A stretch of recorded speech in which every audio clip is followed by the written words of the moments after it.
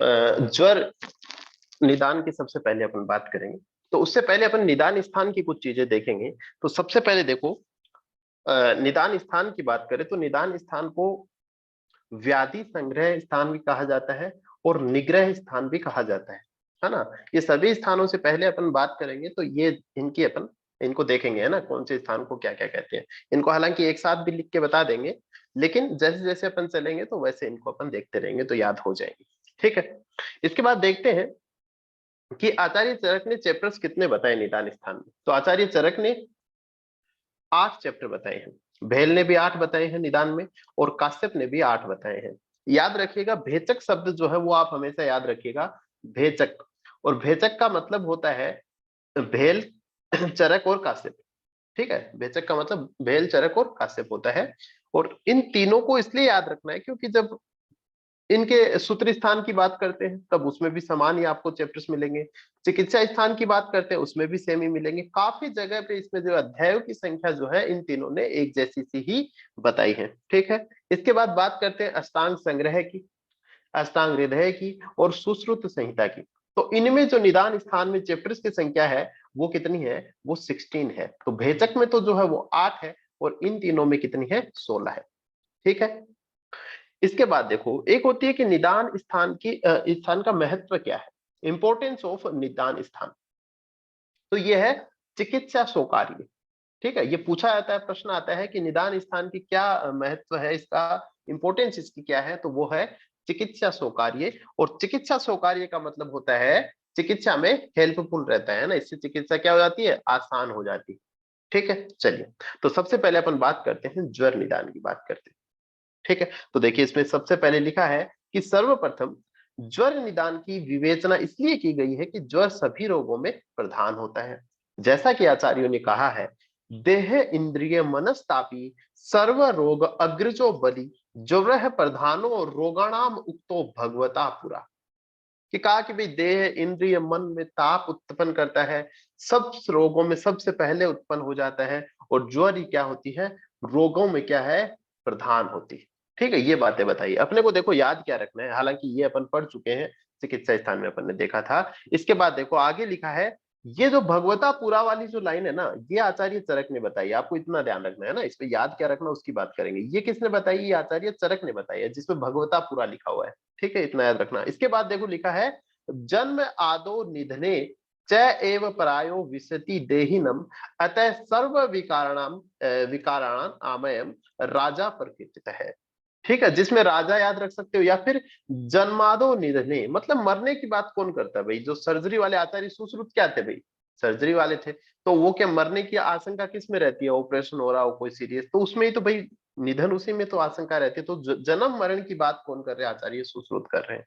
तो कहा कि भाई जन्म के स्टार्टिंग में जो है ना, जब जन्म होता है उस समय, और निधन होता है तब भी क्या रहता है, देह में ज्वर जो है वो अभी है ना, उसमें होती है, प्रेजेंट होती है। ठीक है, तो ये बात बताइए, तो ये याद रखना है, ये श्लोक किसने बताया, ये आचार्य सुश्रुत ने बताया है। और भगवतापुरा वाला जो संदर्भ है वो आचार्य चरक ने बताया है। आगे लिखा है, जवरो रोगपति पापमा, और ज्वर को पापमा किसने कहा है, आचार्य वाग्भट ने कहा है ना। तो ये थोड़ा सा आप ध्यान में रख लीजिएगा। ठीक है, चलिएगा, इसके बाद अब बात करते हैं सबसे पहले निदान प्रकरण। निदान पंचक की अपन बात करें तो पहले भी अपन बात कर चुके हैं निदान पंचकों की, मैंने बताया था थोड़ा सा कि n+ से आपको याद रखना है। ठीक है, और अभी भी अपन निदान पंचकों की बात इसमें करेंगे। ठीक कि निदान, पूर्व रूप, लिंग, उपचय और संप्राप्ति। ठीक है, ये कार्यक्रम हो गया। तो अब देखते हैं सबसे पहले निदान का लक्षण।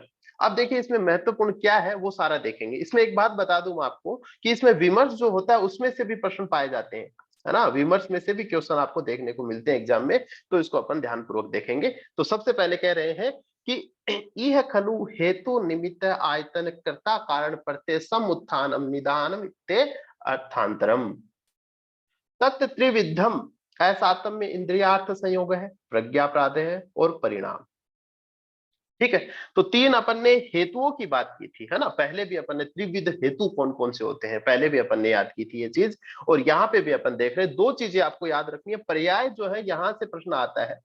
ठीक है, पर्याय पूछे आते हैं, निदान के पर्याय कौन से हो गए, हेतु निमित्त, आयतन, कर्ता, कारण, प्रत्यय, समुत्थान।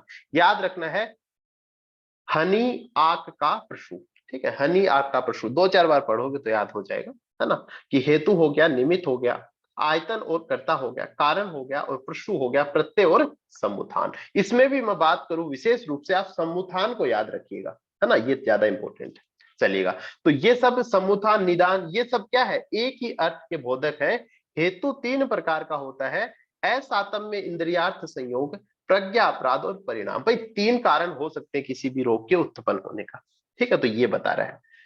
चलिएगा, इसके बाद देखो ये 3 प्रकार के हेतु बताए गए हैं। अब देखो थोड़ा विमर्श में अपन देखेंगे तो इसमें 4 प्रकार के हेतु भी बताए हैं। देखो कौन कौन से होते हैं, कि बताया है कि हेतु 4 प्रकार के भी माने गए हैं, सन्निकृष्ट, विप्रकृष्ट, व्यभिचारी और प्राधानिक। चारों आपको नाम याद रखने हैं। सन्निकृष्ट क्या होता है भाई, जिसमें तुरंत जो है वो रोग उत्पन्न हो, आपने कुछ कुछ कारण या फिर कुछ ऐसा आहार का सेवन किया और उससे तुरंत आपको रोग उत्पन्न हो गया। विप्रकृष्ट मतलब होता है कि आपको कुछ समय के बाद में आपको इनडायरेक्ट रूप से अपन कहें कि रोग की उत्पत्ति। और व्यभिचारी में थोड़ा, है ना, कमजोर होते हैं तो बहुत सारे दोष इकट्ठे होने के बाद में थोड़े थोड़े करके फिर। और अपन कहेंगे लास्ट में प्राधानिक, जैसे कि विष का सेवन करते हैं, बहुत पावरफुल, तो प्राधानिक को अपन कह सकते हैं पावरफुल। निदान अपन कह सकते हैं, व्यभिचारी को अपन कह सकते हैं थोड़ा दुर्बल, अपन कह सकते हैं इसको, ठीक है। देखिए एक एक की अभी बात करते हैं, कि सबसे पहले कहा कि सन्निकृष्ट दोष कि प्रकोपक कारणों के सेवन से सद्य व्याधियों की उत्पत्ति होती है ना, जैसे प्रकोपक कारण उत्पन्न हुए होते ही अपने को व्याधि हो जाती है, तो इससे याद रखना सद्य व्याधि, तुरंत व्याधि होती है।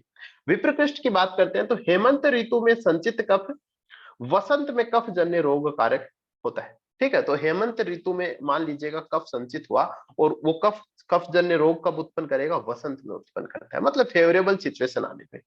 इसके बाद बात करते हैं व्यभिचारी की, तो व्यभिचारी के लिए कहा है, तो बेचारा, व्यभिचारी से बेचारा याद रख लेना, बेचारा मतलब कमजोर, ठीक है। तो कहा है कि कुपित दोष सभी रोगों का कारण होता है, यह आयुर्वेद का सिद्धांत है, पर अल्प आहार विहार से दोष का कोप अगर अल्प हुआ हो तो दुर्बलता के कारण रोग उत्पन्न करने में असमर्थ होता है। ऐसी दशा में विद्यांत का व्यभिचार होने से इस प्रकार के कारण को व्यभिचारी कारण माना जाता है। हालांकि दुर्बल होता है, बहुत ज्यादा अगर दोष इकट्ठे हो जाए तब रोग उत्पन्न होता है, जनरली नहीं होता है ना। तो इसको क्या कह दिया, व्यभिचारी बता दिया है। प्राधानिक में कहा भाई ये तो क्या हो गया, दुर्बल हो गया, और प्राधानिक में कहा कि पावरफुल है। और प्राधानिक में कहा कि विष, अगर आप विष का सेवन करोगे तो तुरंत ही कुछ ना कुछ होगा, ठीक है, कि अर्थात विष सेवन से सभी की क्या हो जाती है, मृत्यु हो जाती है, और ये क्या है, प्राधानिक कारण है। तो कहने का मतलब अपन ने 4 प्रकार के याद कर लिए, उससे पहले अपन ने 3 प्रकार के हेतु देख लिए। अब देखो आगे और बताए हैं, है ना, देख लीजिएगा आराम से, देखोगे समझ में आएगा कि दोष हेतु, व्याधि हेतु और उभय, है ना, दोष और व्याधि हेतु दोनों के बताए हैं, दोष हेतु, व्याधि हेतु और उभय हेतु, 3 प्रकार के बताए। अब देखिए दोष हेतु क्या होता है, सबसे पहले व्याधि हेतु बताया। देखिए व्याधि हेतु क्या होता है, मिट्टी खाना पांडु रोग का हेतु है। क्वेश्चन आता है मिट्टी खाने से पांडु रोग होता है, ये कौन सा हेतु है, दोष हेतु है, व्याधि हेतु है, उभय हेतु, तो ये क्या हो गया, व्याधि हेतु, ठीक है। अब देखिए दूसरा क्या है, दोष रक्त रोग का हेतु है, ठीक है। दोष क्या हो गया, रक्तज रोग का हेतु है, तो पूछ लिया जाए रक्तज रोग कौन सा हेतु में अपन शामिल करेंगे, उसको दोष हेतु में शामिल करेंगे, ठीक है। बस डायरेक्ट ऐसे ही क्वेश्चन आता है और ऐसे अपने को याद रखना होता है। और बात करते हैं उभय हेतु का, तो उभय हेतु में जो है वो वात रक्त आता है ना। उभय हेतु में देखो, हाँ ये लिख लीजिएगा, इधर लिख दो कि वात रक्त आता है उभय हेतु में, वात और रक्त दोनों हो गया, है ना, तो ये उभय हेतु हो गया, ठीक है।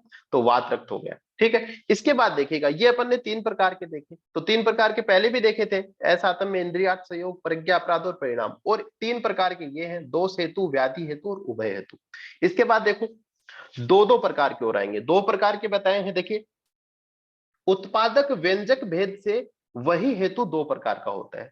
उत्पादक, जैसे कि हेमंत ऋतु में मधुर रस का सेवन कफ का उत्पादक है, ठीक है। तो ये पूछ लेंगे भाई कौन सा हेतु है, हेमंत में मधुर रस का सेवन कफ का उत्पादक है, ये कौन सा हेतु कहेंगे इसको, तो उत्पादक हेतु है, ठीक है। व्यंजक हेतु, जैसे कि संचित कफ का व्यंजक वसंत ऋतु में सूर्य का ताप होता है, तो अपन वसंत ऋतु में पढ़ते हैं कि जो संचित कफ होता है वो क्या होगा, सूर्य के ताप से वो पिघल जाता है ना, तो वो क्या हो गया, व्यंजक हेतु हो गया। तो ये पूछा जाता है, ये दो इंपॉर्टेंट है कि उभय हेतु किसको काउंट करेंगे, वातरक्त को, और सूर्य का ताप जो है वो व्यंजक हेतु।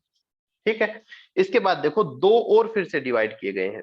दो कौन से हैं, एक तो ये उत्पादक और व्यंजक देख लिया, बाह्य और आभ्यंतर भेद से हेतु बताए हैं कि बाह्य भेद से बता दिया जो अपन बाहर से खाते हैं, जैसे कि आपने आहार विहार किया, आहार किया, आचार काल, दोषों का प्रकोप, ठीक है, इनसे क्या हुआ, दोषों का प्रकोप होता है। तो ये क्या हो गया, ये तो बाह्य हेतु हुआ। आभ्यंतर हेतु की बात करें तो जैसे दोष दुष्यों की विकृति रोगों में होती है ना, वो क्या इंटरनली हुए, दोष दुष्य इंटरनली है, उनकी विकृति हो जाती है, तो वो क्या हो गया, आभ्यंतर हेतु हो गया। ठीक है, तो इस प्रकार से याद करना है। इस प्रकार अनेक हेतु होते हुए भी चरक ने तीन को ही प्रधान माना है। ठीक है, तो होते तो बहुत सारे हैं, लेकिन आचार्य चरक ने तीन को माना है, तो ये भी याद अपने को रखने हैं। तो दो भेद से हुए उत्पादक और व्यंजक, बाह्य और आभ्यंतर, तीन से हुए दोष व्याधि उभय, और उधर अपन ने तीन वो शुरू में चरक वाले पढ़े, और चार वाले अपन ने देख ली। ठीक है, तो इस प्रकार से थोड़े से ध्यान में रखने हैं। इसके बाद आगे आता है देखिए कि रोगों के त्रिविध और द्विविध प्रकार। अब इन सब से देखिए रोग कैसे कैसे होंगे, कि कहा भाई तीन प्रकार की व्याधियां होंगी, तीन प्रकार की होंगी, या तो पित्तज होगी, या कफज होगी, और या वातज होगी। पित्तज को आग्नेय कह दिया, कफज को सौम्य, और इसको वायव्य कह दिया। और कहा इसके अलावा दो और अन्य रोग होते हैं, राजस होगा और तामस होगा। तो अगर शारीरिक की बात करें तो ये तीनों हो जाएंगे, वातज पित्तज कफज, और मानसिक की बात करें तो राजस और तामस हो जाएंगे। ठीक है, तो ये बस नॉर्मल सी बात है। इसके बाद में देखिए अगला आता है व्याधि का लक्षण, या फिर व्याधि के पर्यायों की अगर अपन बात करें, ये भी महत्वपूर्ण है, याद रखना है।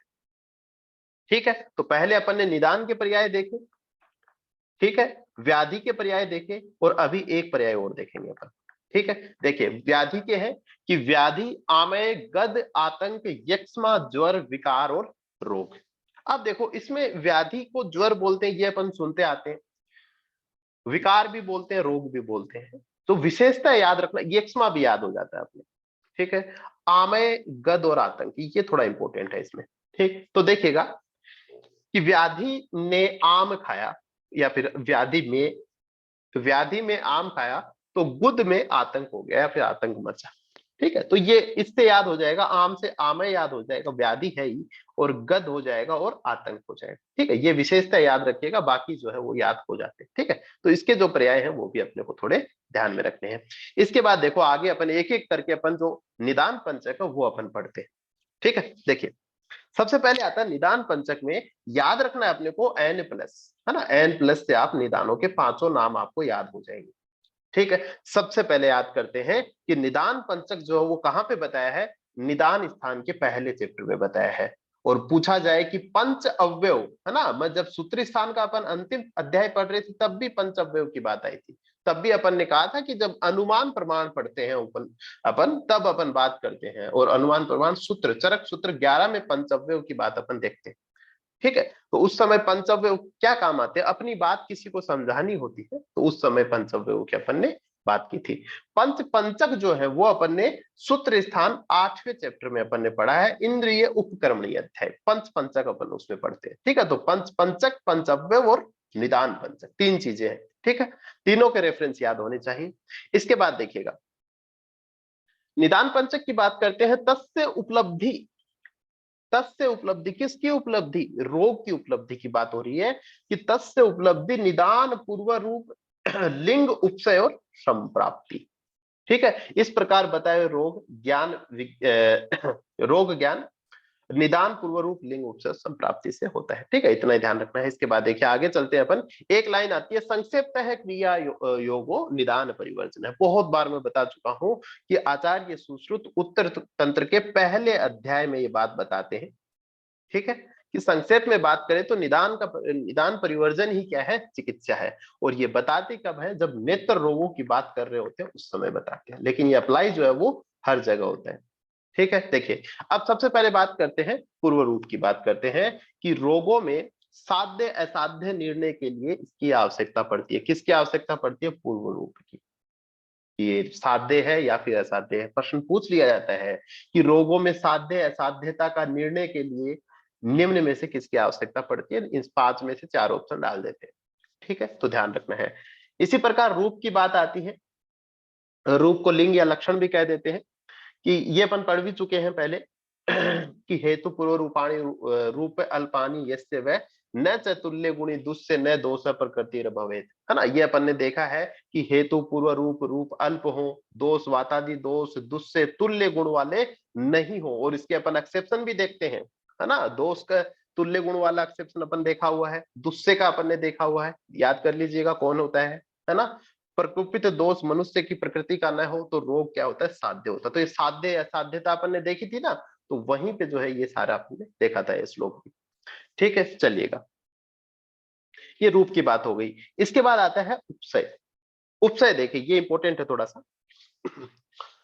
उपसय में आता है कि गूढ़ लिंगम व्याधि उपसय अनुपसयाभ्याम परीक्षेत।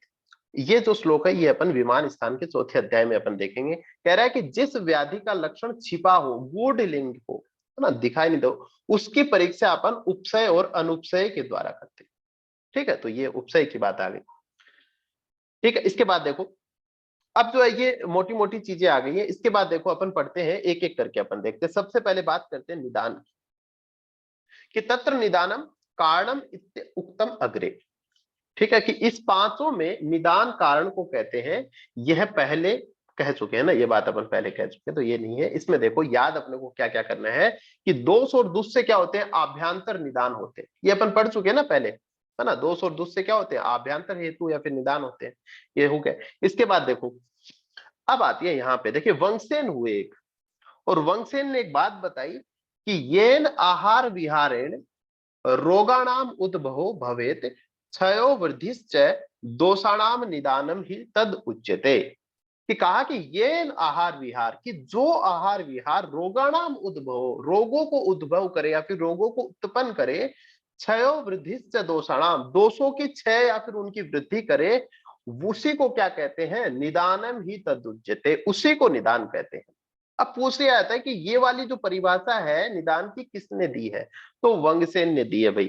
और याद कर लेना येन वेन, याद कर लेना वेन येन, तो वेन से हो जाएगा वंगसेन और येन से हो जाएगा ये येन आहार विहारेण वाली लाइन। ठीक है, महत्वपूर्ण है, थोड़ा ध्यान रखना है। अब देखिए, तो पहली चीज याद हो गई येन वेन वाली। आगे देखो लिखा है, इसी आर्य सिद्धांत को भास्कर उदय नामक रोग विज्ञान में श्री गंगाधर सेन ने भी स्पष्ट किया है। गंगाधर सेन ने भी यही बात बताई गई।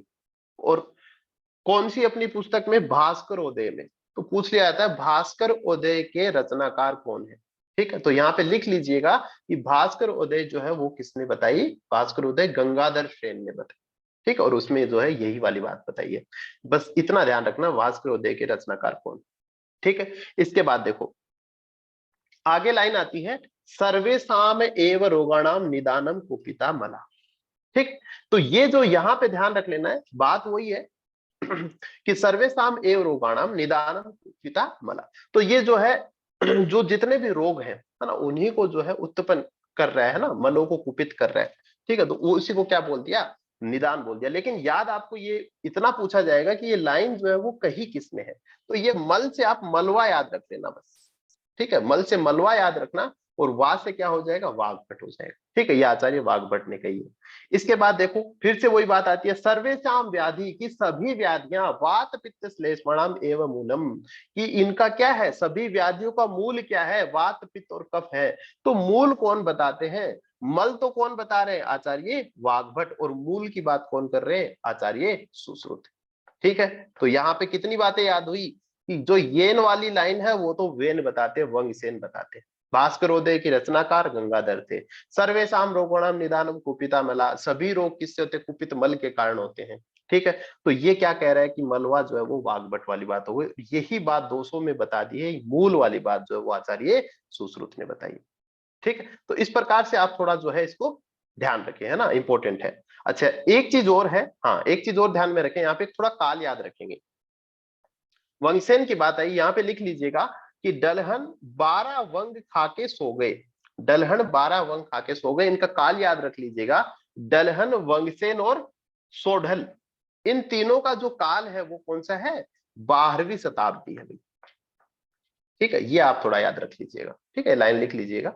इसके बाद देखो आगे अपन चलते हैं, पूर्व रूपम प्राग उत्पत्ति लक्षणम व्याधि, क्वेश्चन पूछा जाता है। आगे आपको डेस दे देंगे, फिल इन द ब्लैंक, प्राग उत्पत्ति लक्षणम व्याधि। कि व्याधि की उत्पत्ति की पूर्व जो लक्षण उत्पन्न होते हैं उसी को अपन क्या कहते हैं, पूर्व रूप कहा जाता है। ठीक है, तो ये अपन बात करते हैं। देखिए इसमें इतना ही है ना, तो ये लाइन अपने को ध्यान रखनी है। इसमें देखिए कुछ चीजें अपन देखते हैं। एक मधुकोश टीका में लिखा, मधुकोश टीका जो है वो माधव निदान की टीका है वैसे। तो देखिए इसमें लिखा है कि स्थान संकीर्ण क्रुधा भावी व्याधि प्रबोधकम, पूर्व रूप के लिए कहा गया है कि भावी व्याधि प्रबोधकम, इसका मतलब है भविष्य में होने वाली व्याधि को बताने वाला। ठीक है, किसके लिए कहा है, पूर्व रूप के लिए कहा, भावी व्याधि प्रबोधकम। ठीक है, एक स्थान संचरणी, है ना, स्थान संचरण में क्या होता है, पूर्व रूप की उत्पत्ति होती है ना, बस ये ध्यान रखना है। मधुकोश टीका में कहा है, और यहाँ पे लिखा है कि मधुकोश टीका दो जनों ने बताई है ना, विजय और श्री कंठदत्त, वो अपन माधव निदान देखते हैं उसमें आ जाता है ना। चलिएगा, इसके बाद देखो पूर्व रूप के जो है दो भेद बताए हैं। एक तो कहा कि सामान्य पूर्व रूप होता है, और एक कहा कि थोड़ा विशिष्ट होता है। सामान्य में तो क्या कहेगा भाई, कि सामान्य वह है जिसमें भावी ज्वर आदि रोग मात्र की ही प्रतीति होती है, परंतु यह ज्ञात नहीं होता कि ज्वर आदि कौन से दोष से उत्पन्न है, कि दोष विशेष का पता नहीं चलता। अपने को पूर्व रूप से पता लग जाता है कि ज्वर होगी, ठीक है, लेकिन ये नहीं पता चलता कि वातज होगी, पित्तज होगी, कफज होगी। ठीक है, उसी प्रकार से विशिष्ट में क्या कह रहा है कि इसमें दोष के वातिक पैतिक आदि भेद स्पष्ट होने लगते हैं, जैसे ज्वर प्रकरण में वात ज्वर के पूर्व सूचक विशिष्ट पूर्व रूप बताया है। ठीक है, तो ये जैसे बता दिया है, तो उस प्रकार से है ना, विशेष रूप से पता लग जाए वो तो विशिष्ट हो गया, और सामान्य वाला हो गया। इसके बाद देखो, ये चीजें अपन पहले कर भी चुके हैं, है ना, कि छत क्षीण और वात व्याधि में रूप के अव्यक्त भाव को ही पूर्व रूप माना है। कि छत क्षीण और वात व्याधि में जो होते हैं वो पूर्व रूप कैसे होते हैं, अव्यक्त होते हैं। ठीक है, इंपॉर्टेंट है ये, पूर्व रूप अव्यक्त होते हैं। ठीक है, ये अपन बात कर भी चुके हैं। इसका श्लोक आता है देखो एक, कि अव्यक्तम लक्षणम तस्य पूर्व रूपम इति स्मृतम। लाइन पूछी जाती है किसके लिए है, और ऑप्शन में दोनों आता है, छतछेड़ भी आता है और वात व्याधि भी आता है। देखिए ये वाला जो लाइन है, अव्यक्तम लक्षणम तस्य पूर्व रूपम इति स्मृतम, यह है छतछीण के लिए। और अव्यक्तम लक्षणम सिर्फ एक शब्द चेंज हुआ है, तेसाम पूर्व रूपम इति स्मृतम, ये किसके लिए, ये वात व्याधि के लिए है। अब देखो छतछीण जो है वो एक ही है, इसलिए इसके लिए तस्य लिख दिया, और वात व्याधियां बहुत सारी होती है इसके अंदर, तो इसको क्या बोल दिया, तेसाम बोल दिया, बाकी सेम है। इन दोनों के पूर्व रूप क्या होते हैं, अव्यक्त होते हैं। ठीक है, तो ये थोड़ा सा ध्यान रख लेना है। इसके बाद देखो, इसके बाद अपन बात करते हैं रूप की, बात करते हैं रूप का लक्षण। क्या कह रहा है कि प्रादुर्भूत लक्षणम पुनर्लिंगम तत्र लिंगम आकृतिर लक्षणम चिन्हम संस्थानम व्यंजनम रूपम इति अर्थांतरम। कि रूप के जो पर्याय हैं वो विशेषता याद रखना है, कि उत्पन्न हुए रोगों के लक्षण को ही क्या कहते हैं, लिंग कहते हैं। लिंग, आकृति, लक्षण, चिन्ह, संस्थान, व्यंजन, रूप, ये सब क्या है, पर्याय हो गए। ठीक है, देखिएगा, याद रखना है कि संस्थान में लाल चिन्ह आने तक व्यंजन बनाओ। ठीक है, ये लाइन याद रख लेनी है, जिसके अंदर संस्थान से जो संस्थान हो गया है, और एल ए एल से हो जाएगा ठीक है, ये एल एल से हो जाएगा लिंग, आकृति और लक्षण हो जाएगा, और ये चिन्ह हो गया और व्यंजन। ठीक है, तो ये जो है अपने को याद कर लेना है रूप का लक्षण। इसके बाद जो है उपसय और है, उपसय के अंदर एक अपन टेबल पढ़ेंगे पूरी, है ना, तो ये अपने भी पढ़े हुए, हेतु विपरीत, व्याधि विपरीत, हेतु व्याधि विपरीत अर्थकारी, तो इनकी पूरी की पूरी एक टेबल आती है ना, तो वो अपन नेक्स्ट क्लास में अपन देखेंगे। ये थोड़ा देखिए, मैंने पहले भी आपको बताया था, ये ध्यान रखना है, जो सम्मुत्थान होता है वो किसका पर्याय है, वो निदान का पर्याय है। ठीक है, अपन ने पढ़ा था शुरू में। और जो संस्थान होता है वो किसका पर्याय है, वो रूप का पर्याय है। ध्यान दें, है ना, ये थोड़ा सा इंपॉर्टेंट है। सम्मुत्थान किसका पर्याय है, निदान का पर्याय है, और संस्थान किसका पर्याय है, रूप का पर्याय है। ठीक है, तो आज जो अपन ने निदान स्थान की जो क्लास देखी उसमें अपन इतना ही करेंगे। आगे जो है इससे नेक्स्ट क्लास में अपन देखेंगे।